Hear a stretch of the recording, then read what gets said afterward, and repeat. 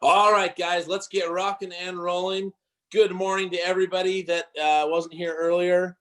Give a shout out on the chat, you guys. We always want to hear from you and make sure you're alive and ready for a great day today. So throw something out on the chat, say hello, put one of your goals down, something that you're going to accomplish today. I can already see Rick Bentley typing. He's already doing it. All right, guys. Hey, it is wonderful to be with you today. So pumped for everything going on. And in particular, it is Masters Week, which is the great golf tournament with the green jacket. Usually it's held in April. And because of everything that's gone on this year, it's happening in November. So that's now. So if you're a golf fan, this is a fun week. Sorry, I'm trying to get less glare so you can see me better. Kidding. All right. So I today want to just talk for just a moment as we're getting this day going. I can't help but be thinking, and this is the message that I'm sharing nonstop with every agent I can connect with right now, is, we've got a few weeks here until the Thanksgiving holiday. And then after that, really a few weeks until the Christmas and New Year's and all the holidays surrounding then. And it's just such a fun time of year, right? And I'm sure this year, more than most years, people are probably excited about that. But man, I have to tell you, it's so essential to stay focused more than ever right now. So essential that you are staying focused on the things and the tasks that you need to do each and every day, because there will be distractions everywhere. There will be opportunity and distractions everywhere. In addition to that, boy, I can't help but notice, like, all the stuff that's happening with COVID and everything like that. There's an element of me that's saying, hey, how prepared were you in March when all the shutdown and everything happened? And so what can you do to make sure you are prepped and ready to go in case anything else crazy goes on or whatever? So I'm just thinking a lot about these things and can't help but think about our standards and the minimum standards. So if you're on the call right now and you're a manager, if you're working in title or mortgage or whatever it is that you may do, think about your business and think about the standards that you have and need in your business each and every day. And it's essential in real estate agents that you have daily minimum standards. And the reason why is because when you establish what your job is and determine here's what the standard is, it allows you to step up and get it. I love to use the example whenever I'm on this discussion of, like, it could be brushing your teeth, taking, like, whatever personal hygiene, whatever that means to you for a moment. Okay. Just think about, like, have you ever been camping, right? Or something, or you've been to the gym or you've been out looking. Like, I remember one summer I was out looking at homes with a client in the dead heat out in a new construction development. And it was up in the mountains, actually. And so we were, like, almost hiking. I should have shown up there in gym clothes, practically, the work that we were putting into this. And I'm in a suit every day. So I left that meeting like as though I just had a workout. And the rest of the day, I was so uncomfortable because I felt like I needed to shower and I felt gross and sticky and sweaty, right? Have you ever felt that way? Well, I'm sure you have, right? And it could be for a number of different reasons, right? Or have you ever been camping and you forgot the toothpaste and toothbrush or something weird like that, and you felt gross all day until you had a chance to brush your teeth, okay? So you just think about that. And the reason why is because, you have a standard for how you're going to live your life. You have a standard for how you are going to have your personal hygiene, right? And when you are away from your minimum standard, you feel gross and you feel a little icky and you feel uncomfortable until you accomplish your daily business standard.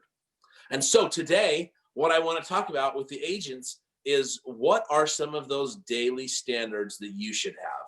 What are some of the things that you should be focusing on each and every day? And I'm excited to share with you a couple of these things. They're not new, but look, if I was sitting at my desk right now or getting ready to get to the office or driving to work, whatever it is you may be doing, these are the things that you would be thinking to yourself, okay, how do I gear up for the next 6-7 weeks and finish this year strong and then get 2021 off to a phenomenal start? I'm telling you right now, this is how you do it. So number one, focus on set a standard for setting one appointment daily. Every single day. I've said it this week. I've tried it every way, guys. I've done how many hours am I prospecting? How many contacts am I getting while I'm prospecting? In my opinion, the most effective time that I ever had as I'm focusing on is when I focus on how many appointments will I set.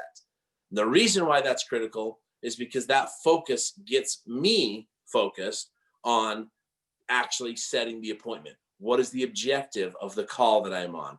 What am I really trying to accomplish? And when I know that that is to set an appointment, my calls shift a little bit. It's not just all about making the contact. Look, and you guys, we've all done this, I hope, where you know you have to get 30 contacts in a day and it's 7 o'clock and you have 25.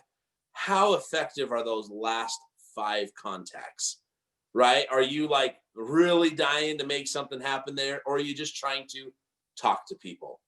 But, and I've been there, I admit it, I think you've probably been there. But when you focus on and your objective and standard is, I must set one appointment. Wow, the energy and the focus and the determination and the outcome of that call, always better, in my view. So that's number one. I'm going to give you 5 points here, okay? Point number 2, take one contract every single week. So buyer brokers count, a listing exclusive right to sell counts, but your focus and minimum standard each week should be, I will take one contract every single week.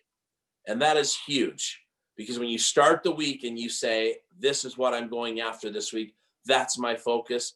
Imagine, and you'll do more than this if you focused on it, but imagine 52 contracts taken every single year. That would change so many of your lives if you were to do that. So think about it. Next. Okay. So next item is going to be, so you've got your, so then you're going to say, you're going to talk to every single client each week. Okay. Talk to every client each week. Now, this is something I have done a lot over the years, where I love to talk about, like, what's your business plan? Who are you talking to? All of that good stuff. One of the things that I would say is critical is that this is a great exercise that I've always loved over the years. And the exercise is this. You write down every single client that you have and you're currently working with, buyers, sellers, potential buyers, potential sellers, right? The people who you believe are your next in line for becoming your clients. And what you do there is you take those individuals, you write their names down, and you say, what's my next step? What do I need to do to take them to the next level?